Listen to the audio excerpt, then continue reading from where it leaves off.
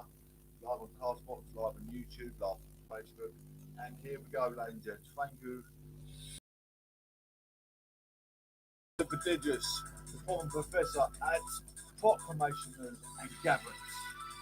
Thank you all for actually coming together and supporting the show on Wednesday evening.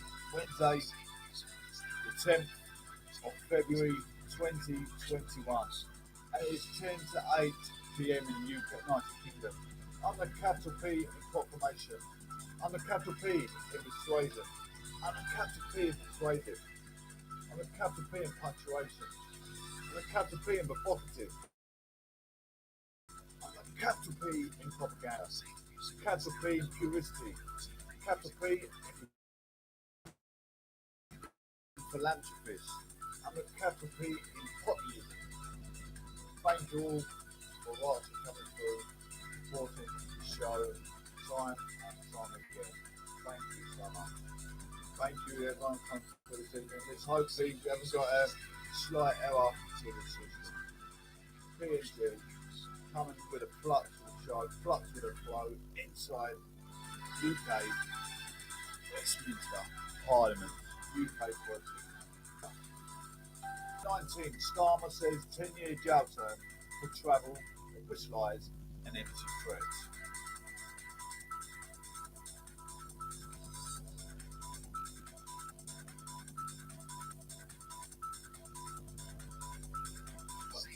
Systems are down for the snow, but we're still going to have flux with the show. Sir Keir Starmer has criticised the proposed maximum 10-year jail term for people lying about their recent travel history as an empty threat.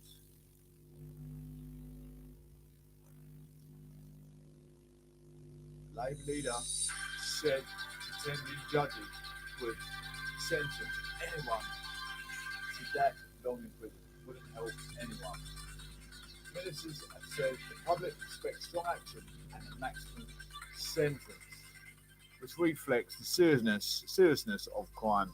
By critics excluding ex-Supreme Court Judge Lord Sumption had argued lower tariffs exist for sex offences. For Monday, people arriving in England from red list countries must isolate for 10 days in hotels, costing them £1,750. It follows concerns that existing vaccines being rolled out in the UK may struggle to control new coronavirus variants identified around the world. Speaking at Prime Minister's questions, Boris Johnson said the hotel quarantine plan was measured and proportionate. While Sir Keir Barrister, who was England's Director of Public Prosecutions before entering politics, questioned how realistic it was. I have prosecuted many cases that have ended in a 10-year jail sentence, and I know an empty threat when I see it, pretending that it's going to be another 10-year sentence. I don't think it's going to help anyone, he has said. Thank you all for coming through, ladies and gents. I really appreciate everyone who are actually supporting the show. Writing in the Daily Telegraph, Lord Sumption accused Health Secretary Matt Hancock, who announced the latest measures on Tuesday, of losing his connection with reality. 10 years is a maximum sentence for threats to kill, non-fatal poisoning or indecent assault, he wrote. Does Mr Hancock really think that non-disclosure of a visit to Portugal is worse than a large number of violent firearm offences or sexual offences involving minors, for which the maximum is 7 years? Lie and a cheat. Failing to quarantine is a designated hotel after arriving from a red list country will carry a fine between £5,000 and £10,000. The 10-year jail term would be a maximum penalty for anyone found to falsified their travel history on the mandatory passenger locator form filled by travellers when they arrive in the UK. New border measures also require international arrivals to pay for additional tests during their quarantine period. Downing Street said MPs will not be asked to vote on the plans as the government will be including the restrictions under the Forgery and Counterfeiting Act 1981. Asked about the harsh penalties attached to the new measures, Transport Secretary Grant Shapps told BBC Breakfast those who are fined as much as £10,000 would have to go out their way to lie and cheat the new system. Mr. Chapp said the 10-year maximum jail sentence reflected the serious nature of the offence. I think the British public would expect pretty strong action for those who seek to evade hotel quarantine, he said. Around 1,300 people a week are arriving in the UK from the 33 red list countries, including Portugal, Brazil and South Africa. At the moment, Mr. Shapps said, why haven't we shut our borders is what I'd like to know. How will quarantine in England work for travellers from the red list countries? Will all who apply to UK and Irish nationals from the 15th of February get a negative test up to 72 hours before your flight? You must enter in a quarantine designated hotel for 10 days. Quarantine arrangements must be made before you travel. At the hotel, you must stay in your room. You must be tested on a day 2 and 8. If you test positive, you have to stay longer. The 10-day quarantine bill will be £1,750 per person. International travel is currently banned, other than small number of permitted reasons, including for essential work, medical appointments and education. Holidays are not allowed. Airlines and travel companies will be legally required to make sure travellers have signed up for the new measures before they depart, with fines from companies and passengers if they fail to comply, he said.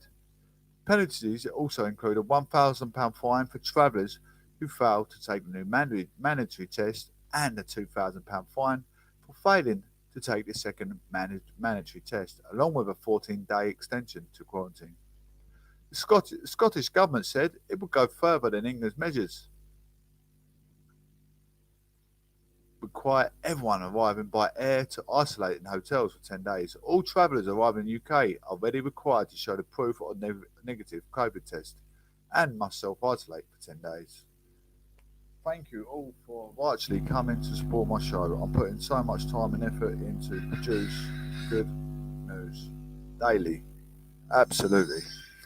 PNG, and it is Wednesday evening, the 10th of February 2021. Any using your car, driving, it's drive time. It's Drive Time FM on Castbox FM and YouTube. Live on Facebook as well. Proclamation News and Gatherance. Thank you all for supporting this show. It's going into 10 Downing Street with our Prime Minister. I saved Dad's business with a single tweet. Many business owners have seen their customer numbers dwindle as a result of the pandemic, including the mechanic Jim Walsh. His car repair business was on the blink of a collapse due to the fact there was less drivers on the road during lockdown. But the garage is now fully booked this week and busy for the next fortnight after his daughter, Harley, posted a single tweet to drum up business.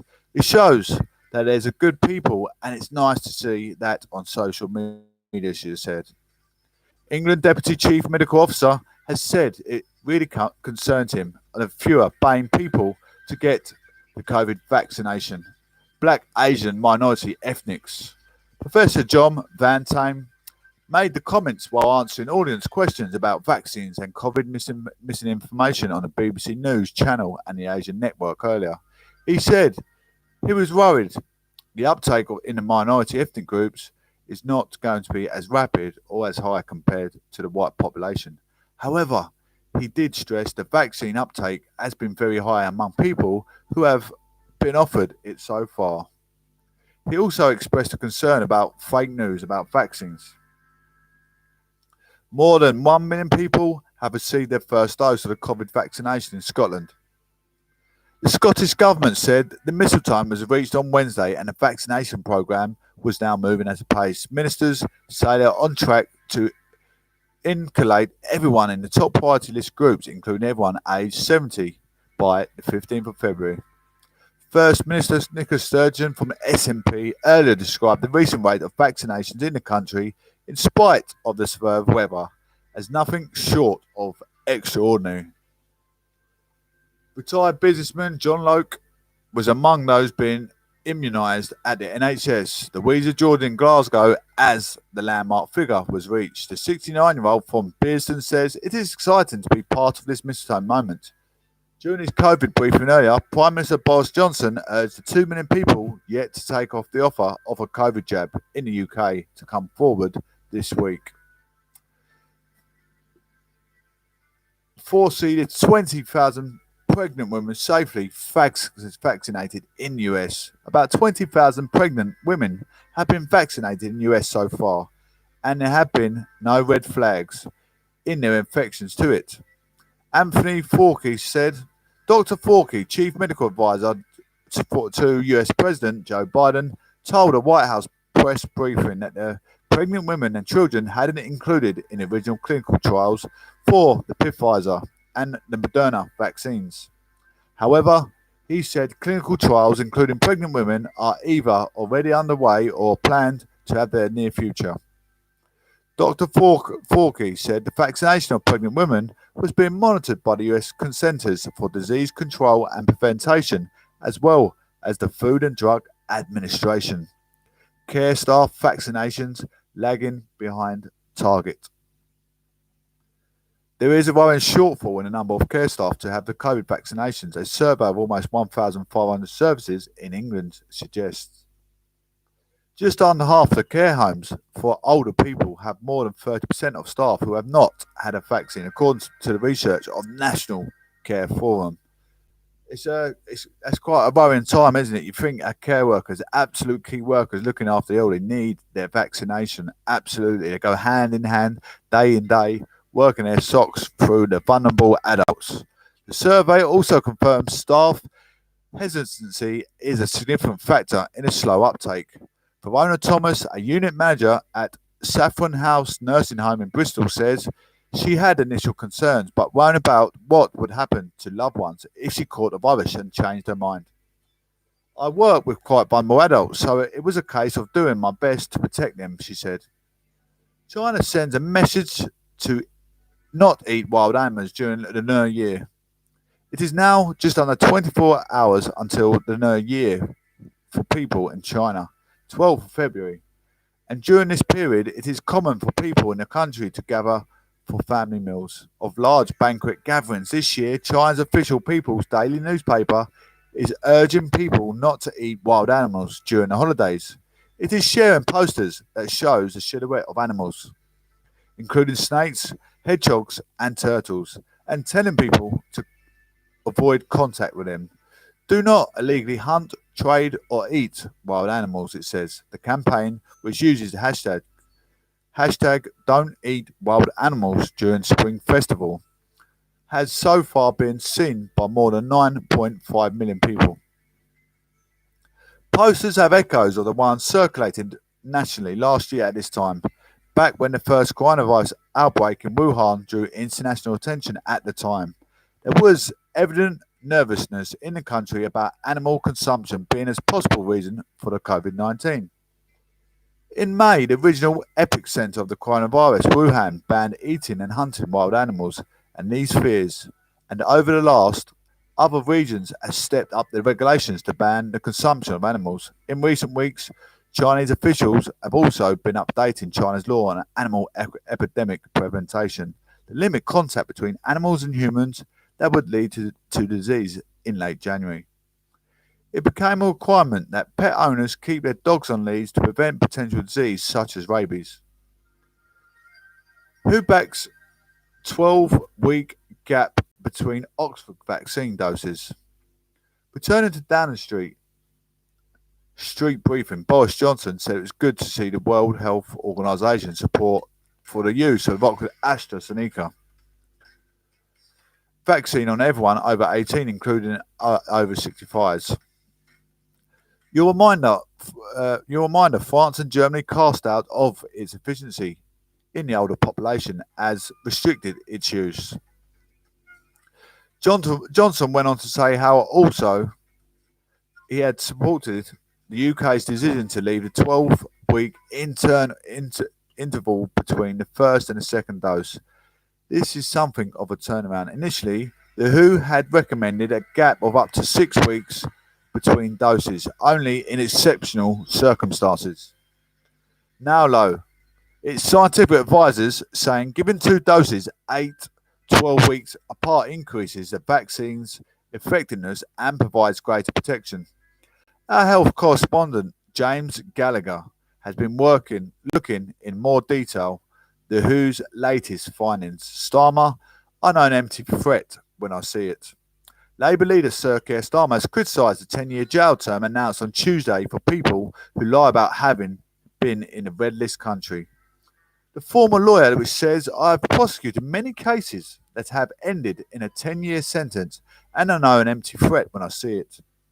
The effectiveness of when it happens at the border is to do with testing and quarantining, but pretending that there's going to be a 10-year sentence, when in reality, I don't think there isn't really helping anyone, he says. Starmer has called for Boris Johnson to give as much detail as possible.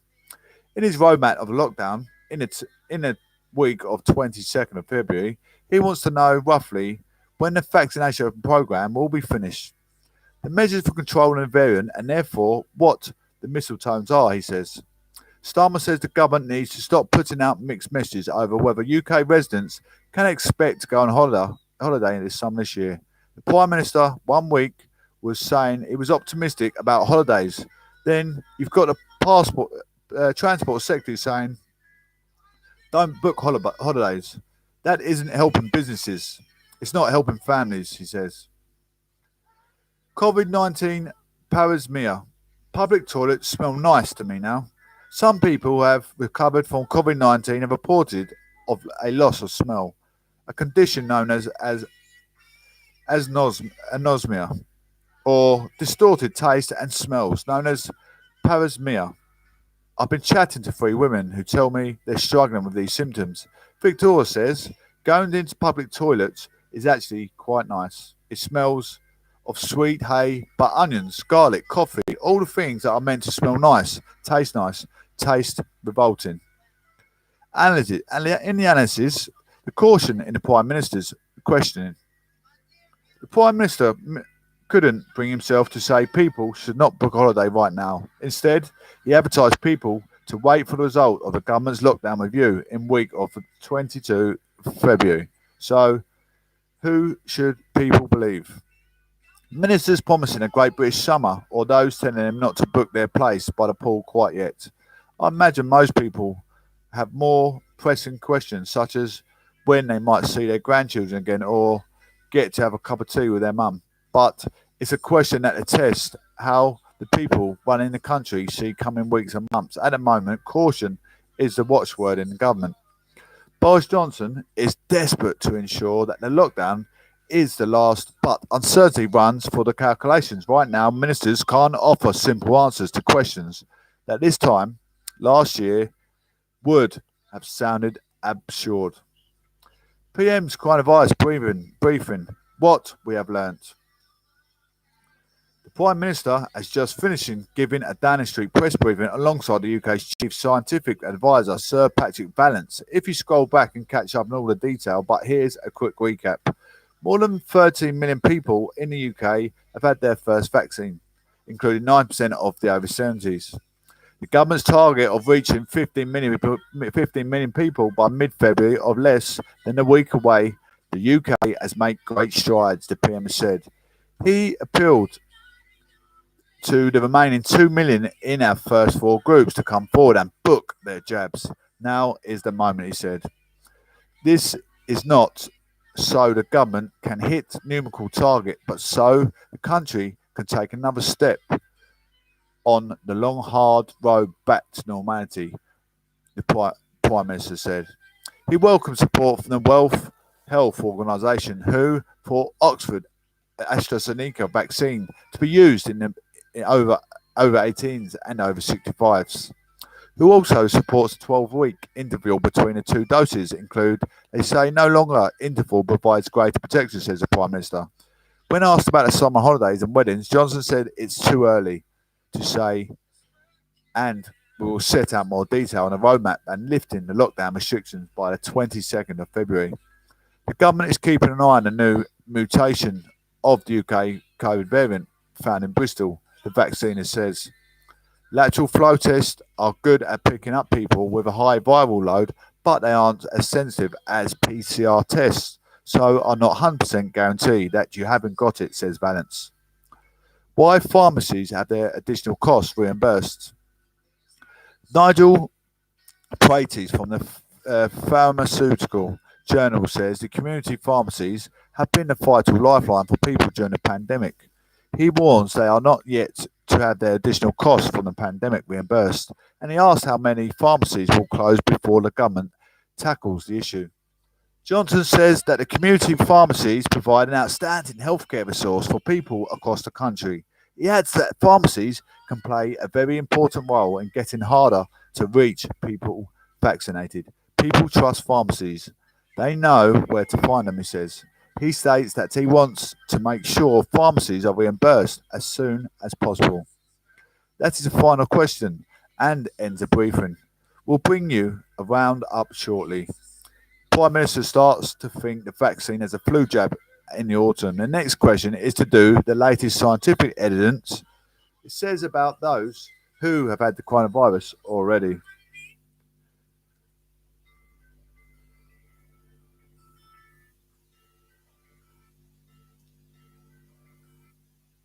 Back. Valles says if you had the COVID, most people get antibodies, but it is really important to get a vaccine as well as it will give you a boost. He adds, there is no reason to avoid vaccination. The Prime Minister is then asked about proposals for booster jabs in the autumn to tackle new variants. Johnson says, we don't see any evidence that the vaccines don't have beneficial impact against all variants, and they're all likely to have some beneficial impacts. But he says it is better to get ready for the world where we do have the booster jabs in autumn and maybe beyond, and start to think of it as a flu jab, something elderly and vulnerable people have every year. Are you a key worker? Have you had your vaccination? I mean, it's worrying times that 30% of the care workers haven't had their vaccination yet. You know, it's worrying times for everyone, but our key workers are on our front line. They're helping others to put their own lives at risk. They admittedly thoroughly deserve to get their vaccination, absolutely. I will say I support that in full. Here we go. Boris Johnson here, ladies and gents. Short break, guys. Short lips.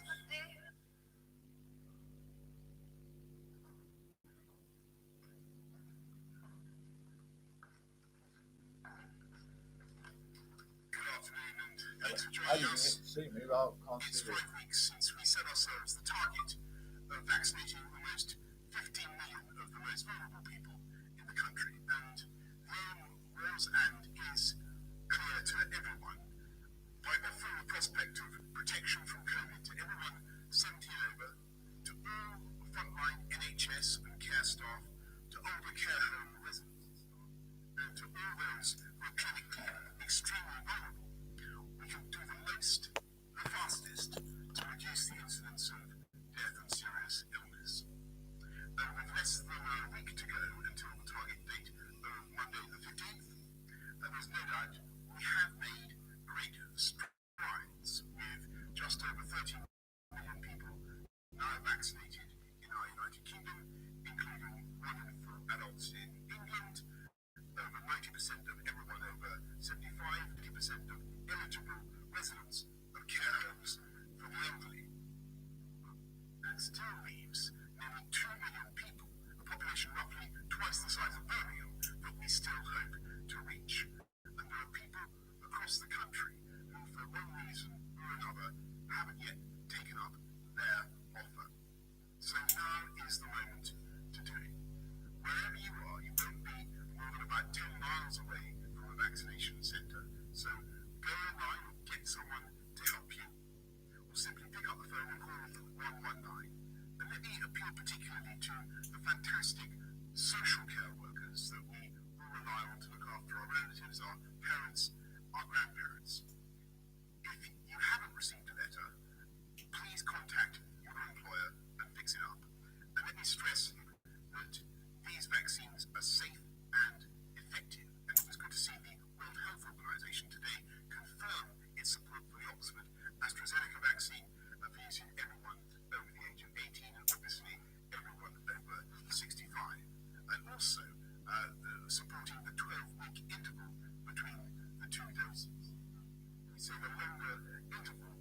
provides greater protection. And the reason I make this appeal today for people to come forward in those groups and get vaccinated is not so we hit some numerical target, but to save lives, prevent serious illness, and so the whole country can take another step on the long and hard road back to normality. And as the data comes in, I'll be saying more about that, including setting out the roadmap over the next 2 weeks. I think that people of this country absolutely understand the importance of protecting the most vulnerable first, and that's what we are doing. And if we can keep the pace up and keep the supplies of vaccine up, we hope to reach everyone in cohorts 1 to 9 by the end of April. And I want to thank all those involved for their heroic efforts, the doctors, the nurses, military medics, local authorities, transport planners, warehouse operatives, delivery drivers, countless volunteers, often working through the night, or even digging out snowed-in vaccination centres like the community effort at Harlow and Medical Centre in Leeds last Saturday, so GPs, nurses and their teams could deliver 1,200 doses that day. And I want to thank the millions of people who have received their vaccinations, and with cases still high and the pressure on our NHS still severe, I want finally to thank everyone, all of you, who are continuing to follow the rules. I urge you once again to stay at home, protect the NHS and save lives. Thank you very much. I'm now going to ask Patrick to do the slides. Yes, thank you. You can have the first slide, please. This shows the number of people testing positive for COVID-19 in the UK from September through to today. And what you can see is that this peak that we've had in January is now coming down to much lower numbers. Today, the number was 13,013 people testing positive. So these are people coming through the testing system. And you can see that there is a good decrease, but numbers still remain high. Next slide, please. A more unbiased way of looking at this is the ONS survey, which takes a sample of people from across England and the community. And what you can see here, and the pinkish line is when restrictions were introduced, the lockdown, and you can see the numbers are coming down, and these are old data because it gets updated every week. They look backwards a bit, so I'd expect this to come down further when we see the next set of data and come down further again thereafter. So in terms of the number of cases, things are definitely heading in the right direction, and that is trending also, of course, in terms of hospital admissions, which are coming down as well. Next slide, please. And this shows the reduction in the number of people in hospital. So hospital admissions have come down, and the number of people in hospital has come down as well. You can see here the dotted line shows the number of people that were in hospital with the first peak, so we're still above the first peak numbers, but it's clearly coming down. And I want to take this opportunity to just say thank you to everybody, because it's because people are stuck to the lockdown rules and the difficult rules that we have to follow in order to get this to come down, that this is reducing in the way that we see. And also, of course, a huge thank you to my friends and colleagues in the NHS for all the enormous work they've done to look after this number of people. So hospital admissions and hospital numbers coming down, and this is also translating into a reduction in deaths. Next slide, please. And you can see here the 7-day average shown in the line, and then the which dot around a bit depending on reporting, but you can see the 7-day average coming down. Again, deaths coming down as hospitalizations come down as well. So all of the numbers are trending in the right direction, coming down quite well because of the effects of the lockdown. And here the deaths are now below the first peak average and coming down, but they've still got a long way to go, and I expect them to take some weeks to come right down. Final slide, please. And as the Prime Minister has said, the vaccination programme is going very well, and over 13 million people have been vaccinated.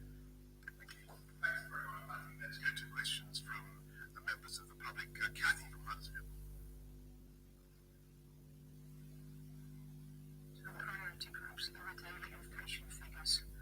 If so, by how much? And if not, why not? Thank you.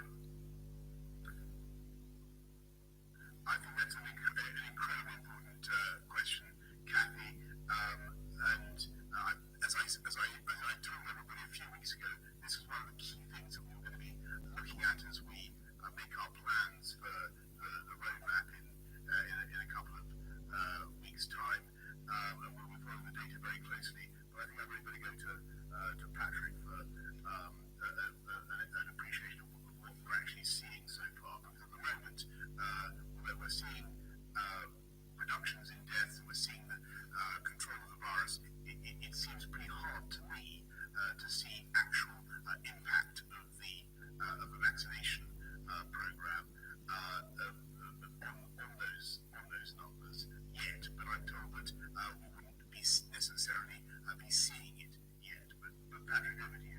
Well, it takes 2 or 3 weeks for the effect of the first dose of vaccine to really start kicking in terms of immunity, a little longer, towards 3 weeks, or possibly a little longer in the oldest groups.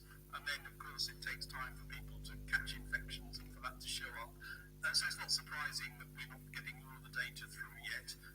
If you look at Israel, there's beginning to see some data there suggesting quite a significant effect, and we will be able to analyse our data over the next couple of weeks to start seeing the effect. And I think it's important not to keep looking too early, because these are complicated figures to look at, but we would expect to see a reduction, first of all, in severe disease and probably in the deaths and also in infection rates, and that's what we're looking at, and we'll see data, as I say, within the next couple of weeks, I hope.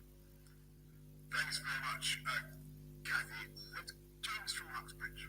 With the government expanding the availability of lateral flow tests to businesses with more than 50 employees, are there any plans to use similar schemes to allow for the opening of weddings and other events with a similar number of guests? Thank you, James. I'm a massive enthusiast for the advantages of lateral flow testing and daily testing. It's getting ever more sophisticated. There are tests that you can do now that don't require, you just require a salivary test that faster than the ones which you will swab up the nose and so on. But these will really come into their own, I think, as we get the vaccination program really going down the cohorts, and as we start to unlock in the way that I hope to set out in the next couple of weeks. So the answer to your question, James, is we do want eventually, of course, we want weddings and other such events to go ahead as a result of the vaccination, the overall program, the overall reduction of disease, and lateral flow testing we think will be of continuing benefit to businesses and to events of all kinds as an additional safeguard. But Patrick, perhaps you'd like to comment on that? Nothing to add. I mean, I think we need to wait for numbers to come down before we start thinking about how to keep things open and obviously get more vaccinations out. And then lateral flow tests clearly have a place in terms of picking up infections that otherwise you wouldn't detect. Thank you very much. Neil Koonsberg, BBC. Thank you very much, Prime Minister. Should members of the public be booking summer holidays or not, whether at home or abroad? Because the Transport Secretary this morning warned people against booking anything at all. And Sir Patrick, if I may, how concerned are you about the potential of the variant that's been picked up in Bristol, where there have been 14 cases in that city already, and suggestions it might be more transmissible than some of the other variants around? Thanks, Laura. Well, as you know, as everybody knows, it's currently illegal to go on holiday. That's the state of play at the moment. We're looking at the data every day. On Monday, we'll be able to say a little bit more about where we are in terms of the JCVI Wonderful agreement we opened, where the data is then. And in the week of the 22nd, as I said, we'll be setting out the roadmap, and that is the best I can give. There's not an awful long delay now between now and the 22nd, but I hope that we'll be able to give some more clarity to people there, Laura. In terms of the variants, we're seeing the same variants, or some of the same things in variants popping up all over the world, and that's what you'd expect. There are some variants the virus likes to have because it gives it some sort of advantage, and the advantages that variations may give include increased transmissibility or increased severity, and potentially for some immune differences, which means that the body recognises it differently from another variant. Those are the three things that one worries about. The common variant that's now in the UK was first detected in Kent, does transmit more and perhaps is more severe, as I've described before,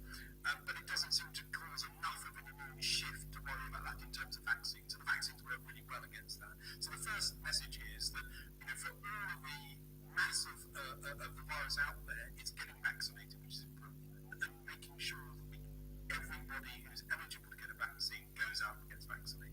Really critical.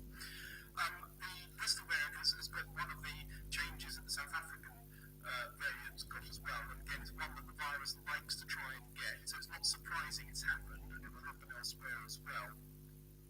And in getting that variant, it does make it slightly more likely to look different to the immune system. So we need to watch out for it, we need to measure it, we need to keep on top of it, and need to keep testing the vaccine effects in this situation. But the very key thing... Pause that there, ladies and gents. Thank you all for coming in. Essex Live. What's happening in Essex Live? It's, a local constituency. You guys in America, state province, this constituency where I am sitting today. Essex Live. London border tax plans could cripple Essex family, according to Harlow and Romford MPs. The proposed border tax hasn't gone down well with a number of MPs. General traffic view of the A205 South Circle Road in Lewisham, South London. It is absolutely chock-a-block full of cars ram-packed on the road. Essex MPs are calling on plans for tax. They say they will cripple Essex families travelling in and out of London to be scrapped. London Mayor Sadiq Khan is planning to implement a new tax for people driving into the outskirts of the capital. By the 23 Tory MPs, most of whom represent constituencies with which border London, have co-signed a letter arguing that the draconian tax would cause many problems for their constituents. Mr. Khan's proposed tax, known as a Greater London Boundary Charge, would see drivers with vehicles registered outside the 33 London boroughs, which charge each time they travelled in Greater London. This fee would be in addition to the £15 congestion charge and £12.50 ultra low emission zone, the ULEZ, which expands to more suburbs in October 2021. Estimated that 1.3 million drivers a day would be asked to pay the new boundary charge if it was introduced. The charge would be set at £3 a day and increasing to £5.50 for most of pollution within the vehicles. MPs who have signed the letter, including Harlow's Robert Halfon and Romford's Andrew Rosendale, feel the tax could risk the economic recovery of hundreds of thousands of businesses after coronavirus. They argue that the border tax could potentially cripple families with the added costs, which they say could amount to £1,000 a year for some commuters. The letter also details how a number of Epping constituents who travel to London for work often park their cars near stations and then continue their journeys using public transport. The letter also claims that those driving to access London's medical services, who are often poor, will also be penalised, as well as teachers and nurses and police officers. Sadiq Khan is soon to be entering negotiations with the government on what will be a third bailout package for the Transport of London, TfL. I mean, it must be an absolute kick in the private parts, absolutely, for people trying to go to work and commute to London. That's an absolute shambolic episode for working class people working in London, I must admit. Absolute horrific news for the democracy out large. It's been widely reported that the TfL had already received 2 coronavirus bailouts from the government worth $3.4 billion, and the transport network says it will need a further $3.1 billion next year, according to the Standard. But the MPs who signed the recent letter have slammed the move to charge motorists for entering the capital. It continued under leadership. The TfL's debt has risen, projects have been delayed, and income has been thrown away on the pet projects. It's unacceptable that you would now look to recover the funding gap by introducing a damaging border tax on families and businesses surrounding London who are not your constituents and therefore not able to hold you to account at the ballot box. It has become a tiresome trend that you threaten to draconian options ahead of entering the funding negotiations with the government. We urge you drop this latest threat, which has unsettled our constituents, who hope to use the month and years ahead to rebuild their family and business finances after the pandemic, and encourage you to work constructively with the government on funding settlement that works for both Londoners and the UK taxpayers. A spokesperson for the Mayor of London said the Mayor has repeatedly urged the government to allow London to retain the 500 million of vehicle duty paid by Londoners every year, but which is currently spent almost exclusively roads outside the capital. If the government do not agree, other ways of raising money to overcome unprecedented financial challenges the TfL faces as a result of the COVID-19 pandemic may be needed.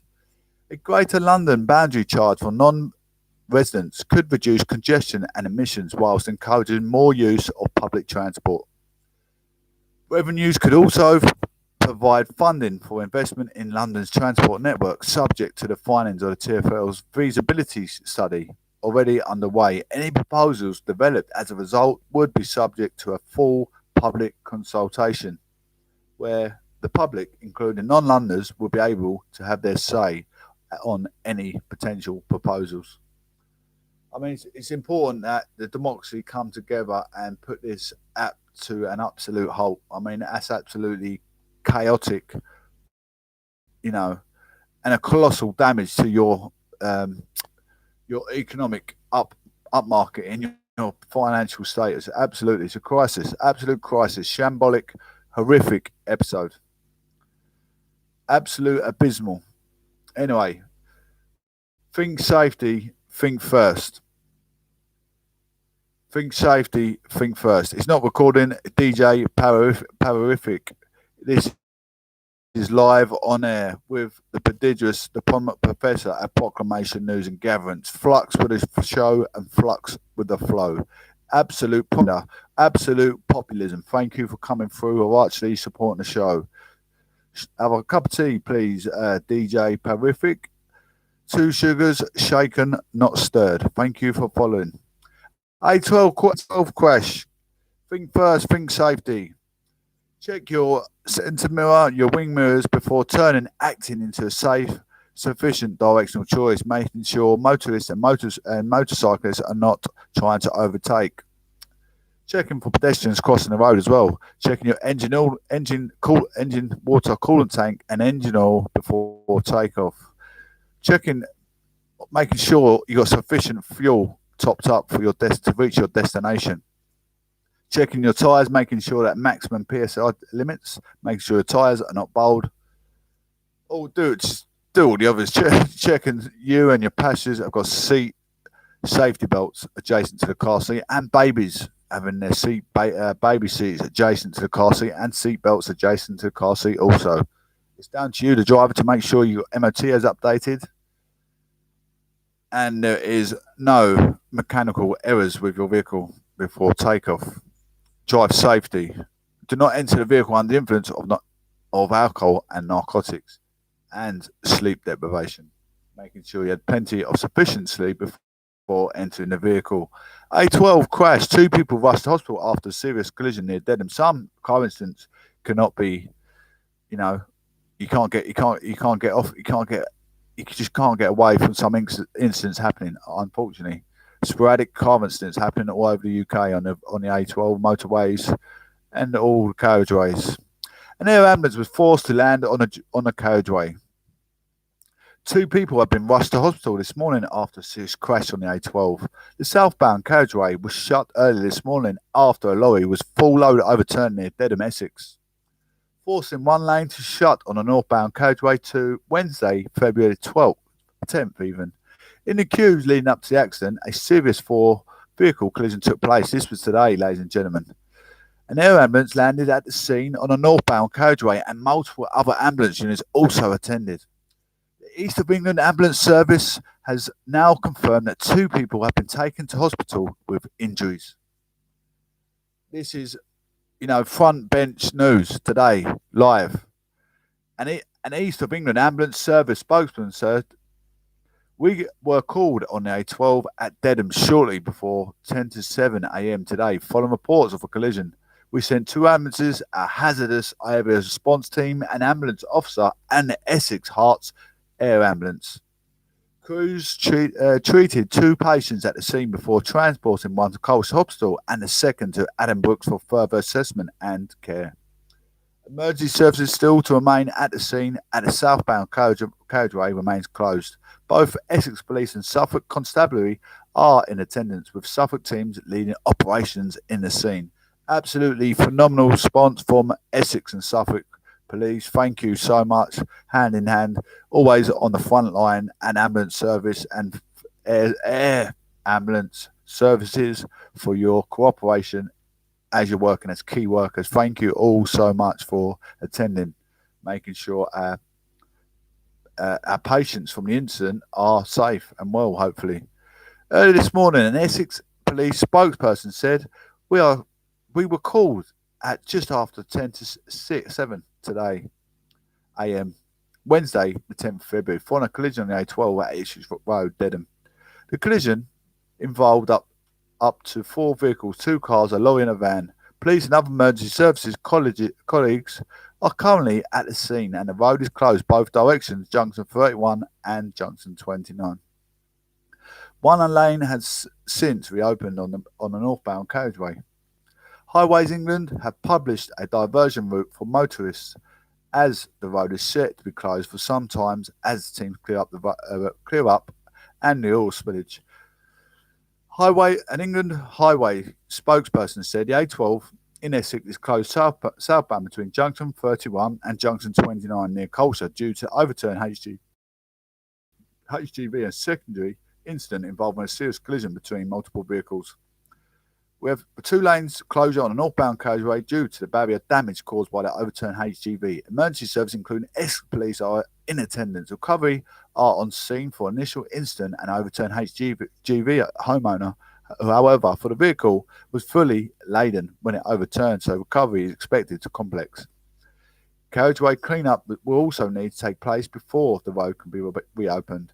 Collision investigation work is ongoing for the serious collision, and there's also an oil spillage that will need cleaning up across both lanes of the carriageway.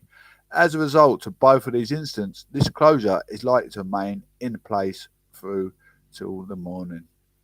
So before you enter your vehicle tomorrow and the following days, make sure you're taking on board of Proc's 10 commandments of road users, making sure you do not enter a car under sleep deprivation, under the influence of narcotics or alcohol. That is a complete no. At least 24 hours respite after having been in conflict with either. You shouldn't really, shouldn't be doing it at all. Should not be doing it. Putting people's lives at risk. It's time to think, build back better. Build back better yourself, and, refrain yourself from getting indulged in, absolute sin. Thank you so much for supporting the show. Proclamation, News and Gatherings with the prodigious Prime Professor. Having a short break. Thank you so much.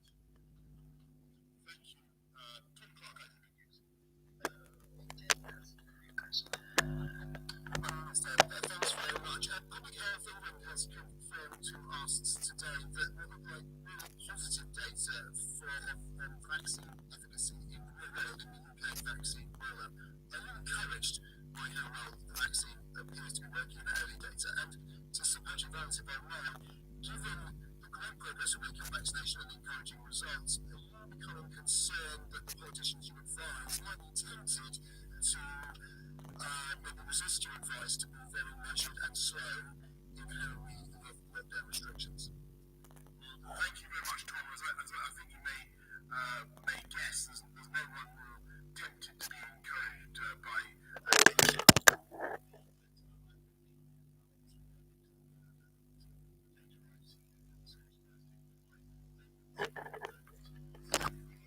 in answer to Kathy from Huntsville.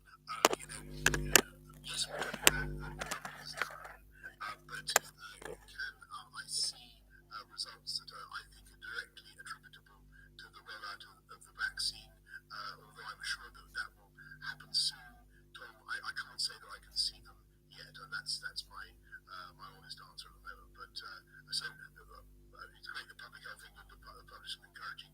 that's how it seems to me at present. But Patrick, again. Yeah, I just want to wait a bit longer until we see the full data. I mean, we need to get data that comes through that we can really understand, analyse, and be sure of what's happening. Say, encouraging results from Israel coming through. The clinical trials are very clear about the efficacy of these vaccines, so you'd expect all this to happen. I think we should wait and look at this properly and not try and second guess as we go along. In terms of the speed of change, it's worth remembering that even with very high vaccine uptake, and it's great to see so many people have come forward and been vaccinated, there's still a large number of people who aren't vaccinated. And there will be a significant number of people in high-risk groups who aren't yet vaccinated because they either haven't had an opportunity to, they can't take it for some other reason, or they haven't come forward. And those people remain at risk. And so it's important that we go cautiously in opening up in order to be able to measure the effects. And one of the things that's really crucial on this is to get enough information to know the trajectory really, and not jump ahead of it, because we're at very high levels and that can take off very quickly. So I think caution is important as we go into opening things up, and measuring is important, and data is what's going to be important. The virus isn't going to be particularly interested in dates. Absolutely, and I think what businesses going up and down the country are going to want is a cautious and measured approach that is pragmatic and one that we don't have to retreat from or reverse. And emails, Channel 5 News. Right, thank you. Prime Minister, the travel organisation IATA says they've been talking to the government about developing a travel app. Can you confirm if the government's been talking to them about developing this? And is it not quite a good idea to develop an app whereby people's vaccination status, their test status can be recorded? And could that be a way to unlock travel in the summer? And one question to you, Sir Patrick. The Prime Minister says he's a big fan of lateral flow tests. Are you absolutely satisfied that those tests are as good as they need to be to perform the function they're being asked to do now? Sorry, Andy, on the travel app, we're looking at all sorts of things that we may wish to do in the months ahead, of course. And that's right, you'd expect us to be talking to travel firms about all kinds of options, but the top priority now is to drive forward that vaccination program for everyone, to give everyone that's vulnerable the highest possible level of protection, and then keep on working down the age group so we give everybody in the country the protection that they need or that we can give with the science available to us. And that's the way we want to get back to normality. That's our priority. But when we're in that different world, which I hope will be as soon as possible, there are all kinds of apps and all kinds of possibilities will be open to us. And the lateral flow tests are a really important part of our toolkit. And if you compare lateral flow tests to PCR, you'll get more positives with PCR, because PCR is very, very sensitive. It can pick up very low levels of virus, which may not even be infectious. It may just be low levels there. So PCR will always pick up more than lateral flow. Lateral flow tests are good at picking up people with high viral load who are most infectious. They will pick up, if you use them in situations where you otherwise wouldn't pick up anybody, of course they're useful to pick up the people that you would have missed by definition because you're not testing. What they're not is 100% guarantee that you haven't got it. And that's important. I mean, they will pick up positives, and that allows you to deal with people who are positive, and also allow people to isolate, and they will not guarantee that you haven't got it, but they will reduce substantially the chance. So they have to be used in the right circumstances, and that's what public health England have advised, and I think in those circumstances they're absolutely the right thing to do. Yeah, I think the key thing about lateral flow tests is they're going to be part of the mix. They're really a very important part of the mix, but what they fundamentally are useful at doing is telling you whether you're likely to be infectious much more accurately than they can tell you whether you're actually infected, as it were. So they do have a very clear use case, but it's in conjunction with everything we're doing, and the priority is obviously vaccination. Mikey Smith, the Mirror. Prime Minister, a couple of quick ones for you. First first of all, you didn't really answer Laura's question about summer holidays, so I thought I'd let you have another go. There's a bit of confusion between your ministers about whether people should book summer holidays. You said it fairly recently, but you were optimistic about it. Is your family planning to get away this summer, and what's your message for members of the public who are desperate to get away from all this? And secondly, in July last year, government scientists told you that what their prediction of the worst case scenario was for the spread of the virus in the run up to winter. These documents that the government held back for 6 months show they also told you that the worst case scenario was avoidable if you followed their advice. They suggested you not rush to reopen schools and universities, but that you not plan to relax rules over Christmas, and that you keep people working from home wherever possible. And in each of those cases, you did not follow that advice, only to reverse course when it made things worse. And by November, before the new variants emerged, we were in the worst case scenario that was predicted in July. 2 weeks ago, you stood on that spot and you told grieving families you'd done everything you could. The Daly's documents suggest that that isn't true. Mikey, first of all, on your question about the summer holidays, I repeat what I said to Laura. I'm afraid it is just too early for people to be certain about what we'll be able to do this summer, and we hope to be able to say more in the week of the 22nd, as I've said, when more data comes in, more crucial data about the rollout of the vaccine program and how it's working on us all. Mikey, so I'm afraid I understand why people want to make plans now, but we're just going to have to be a little bit more patient. And then on your second point, well, there's been scientific advice of all kinds throughout the pandemic, and what I can tell you is that as soon as we became aware of the new variant on the 18th of December, which substantially changed the position, we acted decisively in the way that we did. But there have been people, scientists, who have called for no lockdown, scientists who have called for a complete lockdown throughout. They have been brutally difficult decisions, and we have done our best, as I've said before, to take all our decisions in the interests of public health and protecting the public. Mesa Hall from the Express, who I'm afraid I left out last night. Mesa.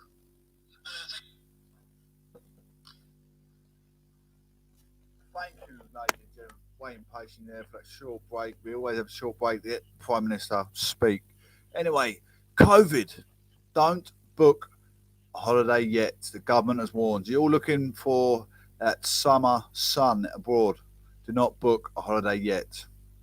People in the UK should not be booking holidays at home or abroad yet due to coronavirus. The Transport Secretary has told the BBC.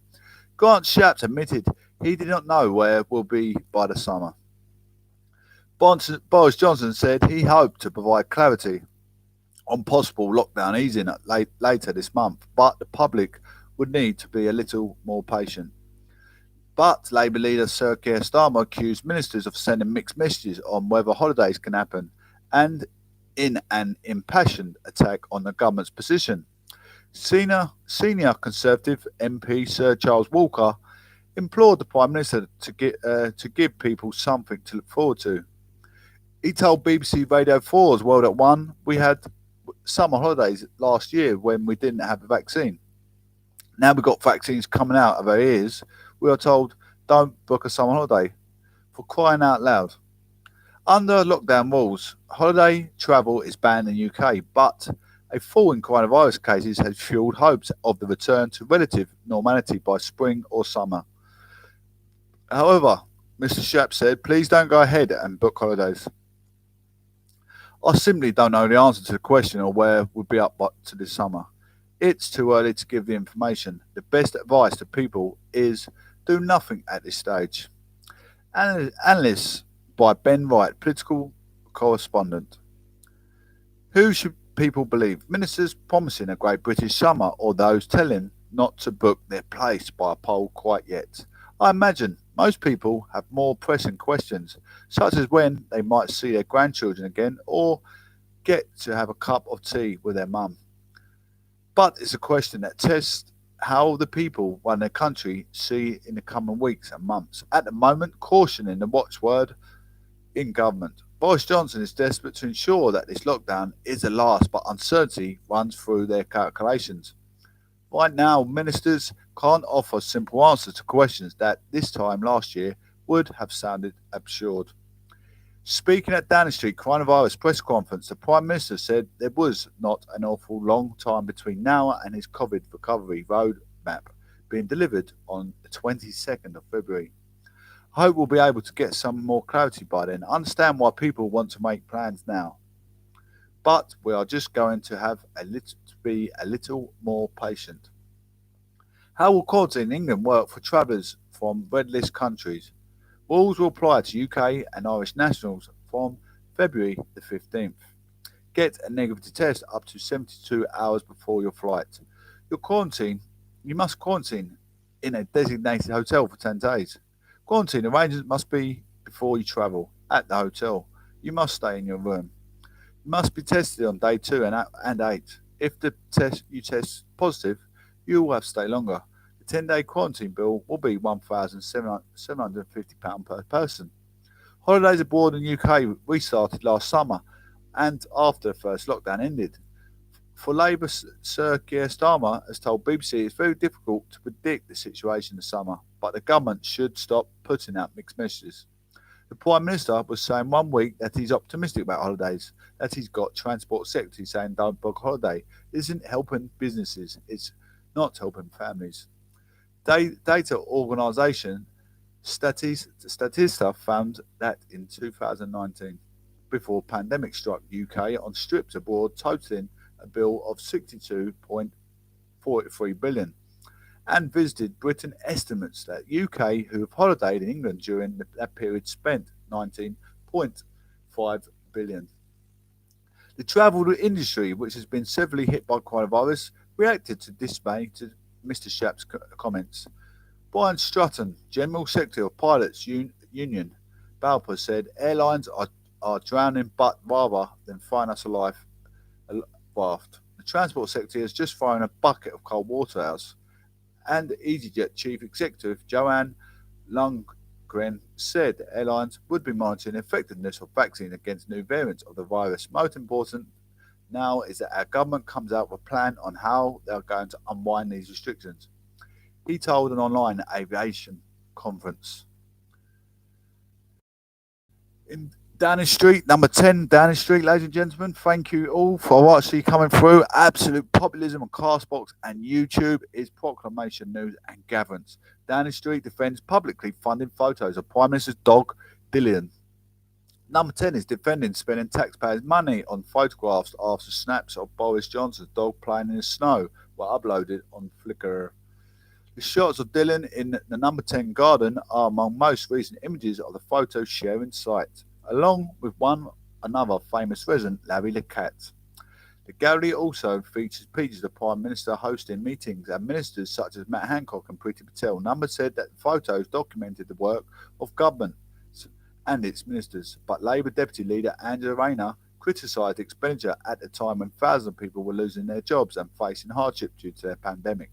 Millions of hard-pressed families face a £1,000 universal credit cut, and the government is refusing to extend free school meals during the half-term next week, but is apparently no limit on the budget for a coterie of vanity photographers for Boris Johnson, she has tweeted.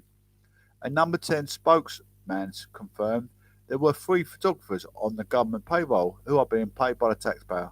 2 of these are civil servants and the other a special advisor. He said the snappers were a government resource and most recent recruit was working across a range of departments, taking photos of cabinet ministers undertaking official government businesses. Anyway, ladies and gentlemen, thank you for coming through. I really appreciate this evening, maybe drive time for some of you ladies and gentlemen, or you're starting your evening shift. Thank you for listening in. You're absolute key professional etiquette workers. Absolutely phenomenal. Thank you so much. They document the work, not just the Prime Minister, but of the whole of Cabinet, he said. Adding their pictures were made available to the media free of charge. Number 10's Flickr album includes recent images of the Prime Minister working in a cabinet room in Number 10, Home Secretary Priti Patel visiting a vaccination centre, and Foreign Secretary Dominic Raab meeting an Israel minister. More colourfully, there were 4 images of Dilyn frolicking in a snowy Number 10 garden whilst checking a stick, and an image of Larry at Downing Street cat sitting under the portrait of the Queen. Dilyn arrived in Downing Street shortly after Mr Johnson and his fiancée Carrie Symonds took up residence in July 2019. The Jack Russell Cross, nearly 2 years old, was rescued after being abandoned by puppy farmers. He became a regular feature in 2019 election campaign trial where Miss Symonds took him canvassing. Number 10 Flickr album contains more 10,000 images dating back to May 2010 when David Cameron became Prime Minister and hosted the famous Rose Garden press conference when then Deputy Nick Clegg.